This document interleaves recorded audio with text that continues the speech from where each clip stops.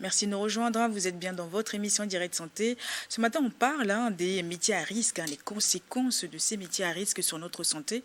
Donc, je suis accompagnée de docteur Kevin Silver, qui est médecin du travail, qui nous parle un petit peu de tous ces métiers et comment faire. On décortique un peu. Tout à l'heure, on a parlé un peu des travailleurs en usine, les agriculteurs, les ferrailleurs, les soudeurs. Et voilà, donc il y en a d'autres, il y en a énormément. Et tout à l'heure, il disait que bon, c'est à nous de faire des recherches pour savoir un petit peu les risques sur ces métiers, pour pouvoir aussi faire attention. Mais de toute façon, on va tout vous lister, comme ça après, dans votre quotidien, vous pourrez essayer de voir comment faire attention sur vos activités et comment aussi vous comporter, vous tenir pour éviter des conséquences plus tard.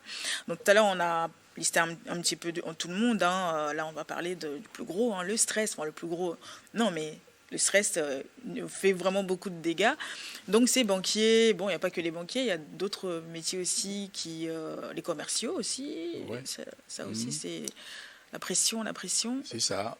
En fait, vous avez les métiers qui sont les métiers de service, que sont la banque, l'assurance, le commerce.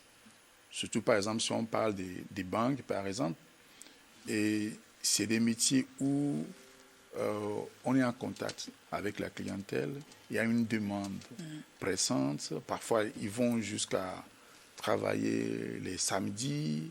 Et donc, il y a une pression pour le rendement qui fait qu'à un moment donné, la personne se sent stressée pour dépasser ce que doit être. Parce qu'en fait, en réalité, quand on parle facilement de stress, c'est le stress toxique.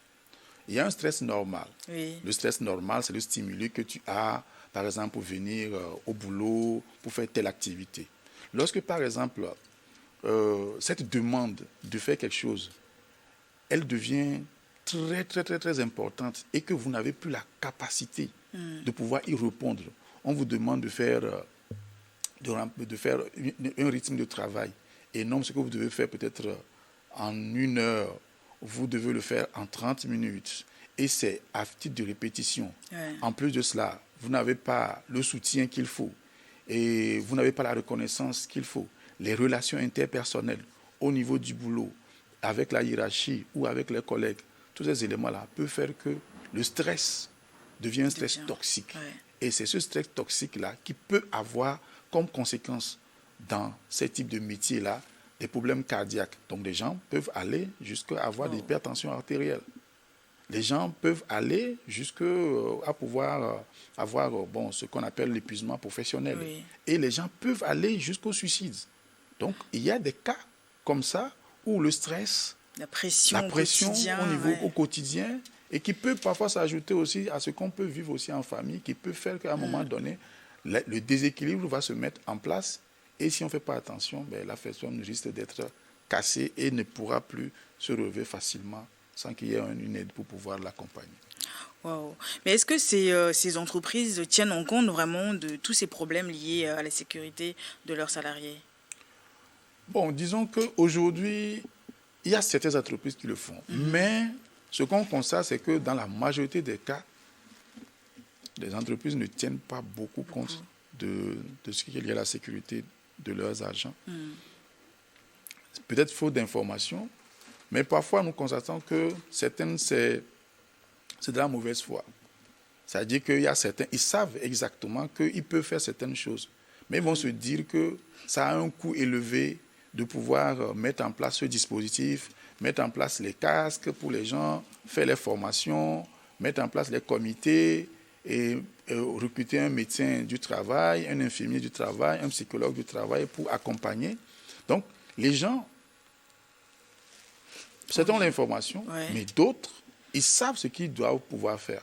Mais ce qu'on constate aussi, c'est qu'au moins petit à petit aujourd'hui, avec, les informations qui passent, et les gens commencent petit à petit à pouvoir intégrer ça. Ouais. Parce qu'il y a un élément qui est important en matière de sécurité, santé au travail, c'est-à-dire que de pouvoir faire la prévention de tout ce qui est danger et de mieux accompagner les travailleurs. c'est que c'est un investissement pour le promoteur. Oui. Et c'est un investissement aussi pour le travailleur aussi. Parce qu'en ce sens que l'OIT dit approximativement que lorsque vous investissez $1 dans la sécurité santé au travail de votre travailleur, vous avez un retour sur investissement de 4 à $5 à peu près. Vaut mieux investir que Vaut d'avoir mieux des investir accidents que au de laisser travail. des Hein. accidents du Mais bien travail, sûr. voilà, et de pouvoir perdre. Bien sûr. Mais vous, en tant que médecin du travail, quel est votre rôle sur les cas graves comme ça, par exemple? Disons que pour les cas graves, la première des choses, nous, en tant que médecin du travail, le médecin du travail, c'est d'abord la prévention. Oui.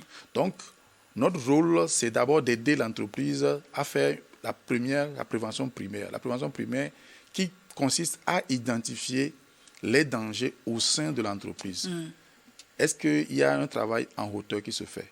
Est-ce qu'il y a des produits chimiques qui sont utilisés? Quel type de produits chimiques? Est-ce qu'il y a des agents infectieux que les personnes manipulent au cours de leur activité?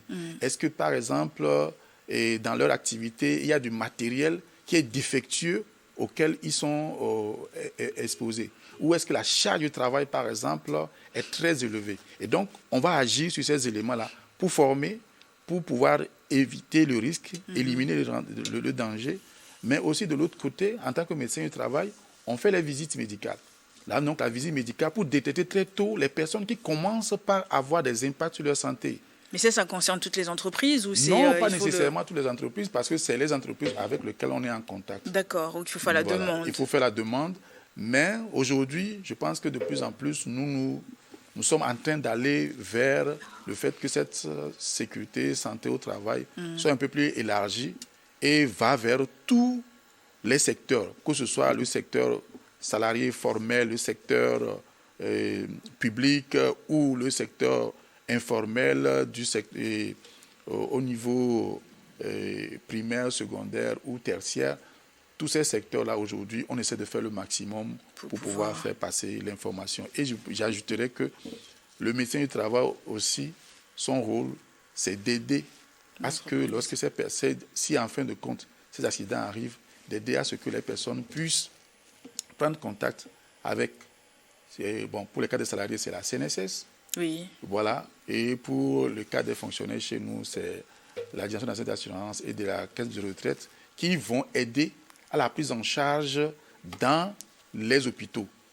Donc, s'il y a un accident, quelqu'un est fracturé, quelqu'un a, disons, un trouble lié à ça, lié au travail, donc que ce soit un accident du travail, une maladie professionnelle, pour qu'il puisse être pris en charge correctement. Et ça, c'est en fonction du secteur d'activité? Oui, ça, c'est en fonction du secteur d'activité. Voilà, surtout le secteur salarié est beaucoup plus... c'est beaucoup plus facile. Oui. C'est le secteur informel où il y a beaucoup plus de difficultés. Et je pense que progressivement, il faut véritablement un engagement à tous les niveaux, que ce soit au niveau des entreprises qu'au niveau politique, pour que cette thématique soit une thématique qui soit vraiment prise à bras le corps par tout le monde pour que véritablement on puisse faire une meilleure prévention pour une meilleure productivité au sein des entreprises et des organisations. En cas d'accident de travail, par exemple, est-ce que le poste pour la reprise, est-ce que le poste est réadapté ou comment ça se passe après? Est-ce que c'est vous donnez votre avis pour que ce soit plus réadapté à la personne ou... Oui, en fait, lorsque, par exemple, quelqu'un fait un accident du travail, donc je prends l'exemple d'une dame qu'on a suivie une fois, donc qui a fait un accident du travail et donc qui, après son accident du travail, avait des difficultés, par exemple, à marcher. Voilà, donc le poste où elle était avant, on a été obligé de donner ce qu'on appelle un aménagement de poste. Donc, on a demandé qu'elle soit à un poste où elle ne peut plus faire le même rythme d'activité qu'avant. Donc, si par exemple, une personne était, disons, femme de chambre et qu'elle a des problèmes de dos, il serait plus préférable peut-être de l'envoyer, peut-être si c'est à la réception ou à un autre endroit où elle aura une activité qui soit réadaptée à sa nouvelle condition pour que l'inclusivité au travail soit toujours au rendez-vous. Et les employeurs adhèrent à ça, souvent? C'est pas facile. C'est pas facile. C'est aussi lié à l'incompréhension ou à la réticence qu'ils peuvent avoir, mais on doit tous savoir que le fait que lorsque, après un accident du travail, une maladie professionnelle, même une maladie qui n'est pas professionnelle, qu'un employé ou un fonctionnaire qui a été victime d'un accident, une maladie, qu'on puisse réadapter son poste de travail, est un droit fondamental qui est dans le statut de la fonction publique et dans le code du travail. Mais c'est aussi un élément qui est bénéfique pour l'entreprise parce que lorsque dans l'entreprise, on sent que lorsque un de nos camarades ou un de nos collègues, lorsqu'il a été victime, à un moment donné, on ne demande pas que nous soyons tous victimes, qu'il a été victime et qu'on l'a pris en charge et qu'après, on lui donne encore une chance en le réadaptant son poste, ça crée une motivation pour le personnel disant que, voilà une entreprise qui tient compte de l'humain et qui prend en compte certains aspects d'éthique qui sont très importantes pour l'entreprise. Une entreprise qui va évoluer, c'est d'abord les hommes qui le font évoluer. Exactement. Mais par exemple, pour le retour à l'emploi, est-ce que la personne, c'est-à-dire la victime d'accident, peut aussi stimuler le fait qu'elle est encore mal et tout ça, mais c'est vous qui autorisez son retour? Oui, mais si la personne dit oui, non, mais je souffre encore. En fait, on ne peut pas. D'abord, le rôle du médecin, c'est de vérifier si ce dont la personne souffre, c'est un élément réel ou pas. Donc, si la personne fait semblant, le médecin, il va le savoir. Avec les analyses qui vont être faites, etc., il va pouvoir le savoir. Donc, ce qu'il y a pour le côté de confiance que l'employeur doit pouvoir avoir pour le travailleur, il est toujours préférable de pouvoir dire la vérité par rapport à son état de santé, ce qu'on a véritablement. Et alors, en ce moment-là, le médecin du travail vous consulte, il voit votre état de santé et il doit vraiment, lui aussi, c'est une obligation pour lui, de voir réellement si votre état de santé actuel permet à ce que vous puissiez rejoindre votre poste de travail ou est-ce qu'il faut vous diminuer votre activité le temps que vous puissiez revenir à un état qui est un peu proche de ce que vous avez avant, ou carrément de dire, définitivement, il doit avoir une charge de travail très basse, et il doit peut être à tel type de poste, et peut être beaucoup plus ici. Et donc, à partir de ce moment-là, je pense que en mettant ces dispositions en place, c'est bénéfique autant pour l'employeur que pour le travailleur. J'ai deux petites questions pour vous, de Madame Nicole qui dit qu'elle est dans l'hôtellerie et donc elle a eu des problèmes de dos. Donc elle était en arrêt maladie pendant un moment, mais au retour, elle occupe toujours le même poste. Donc elle demande si c'est grave, si elle ne va pas rechuter. Oui, en fait, il faut voir de quoi elle souffrait.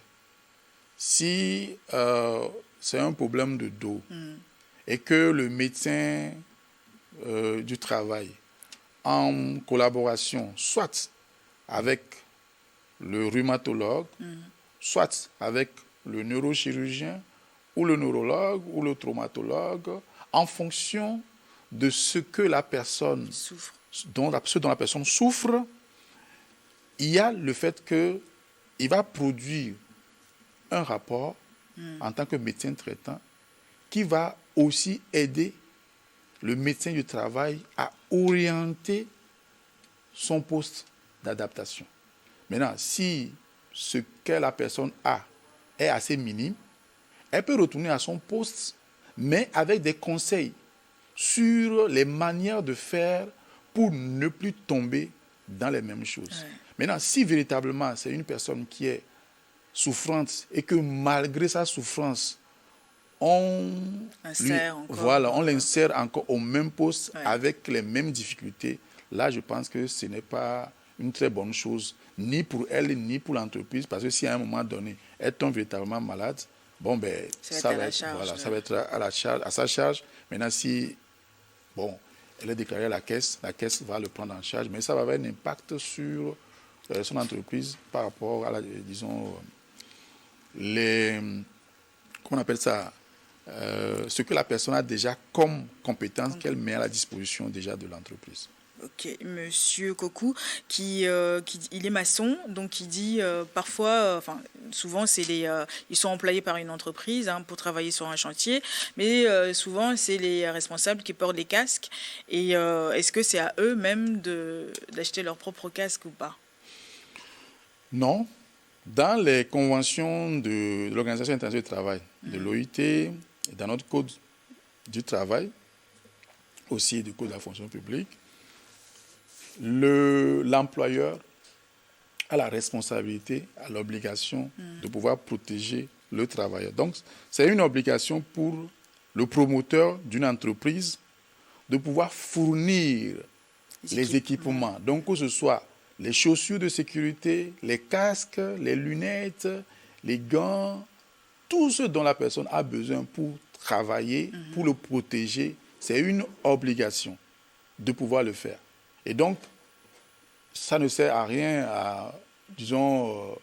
au seul promoteur ou au seul responsable de porter un casque et de passer peut-être pendant 10 minutes juste pour contrôler, et que l'ensemble des ouvriers ne puissent porter ni casque, ni gants, ni, des dispositions pour se protéger, alors qu'eux, ils sont là exposés au danger pendant plus de 5-10 heures au niveau du boulot. En fin de compte, quand ils vont avoir des conséquences, ça va avoir un impact sur le promoteur. Et il y en a, les gens ne le savent pas, mais il y a des situations comme ça où on va jusqu'au procès et parfois, ça peut aller jusqu'à,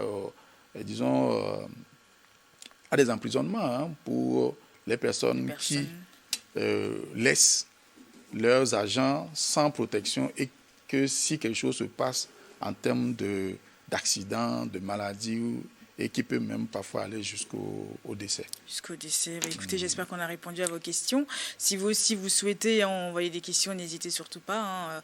Notre numéro WhatsApp est à votre disposition, le plus 228 93 91 08 20. Et puis, n'hésitez pas, envoyez vos questions et puis on fera un plaisir d'y répondre. Mais écoute, on arrive à la fin de l'émission, docteur. On va faire un petit conseil pour ces travailleurs, pour nous tous d'ailleurs, parce que même quand tu travailles dans les bureaux, on dit il faut aussi se lever un peu, marcher un peu, pas rester assis toute la journée, mais c'est bien de se lever un peu pour se dégourdir les jambes, pour éviter d'être toute la journée comme ça. Oui, disons qu'un conseil pour tous les travailleurs, c'est d'abord de connaître un peu son métier et de connaître les dangers qui sont liés à son métier.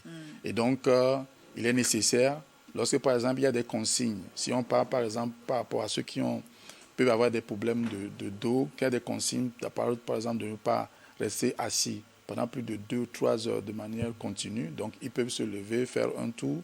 Si on leur propose ou on leur demande au niveau de leur poste de pouvoir mettre les masques, les lunettes, il faut le mettre.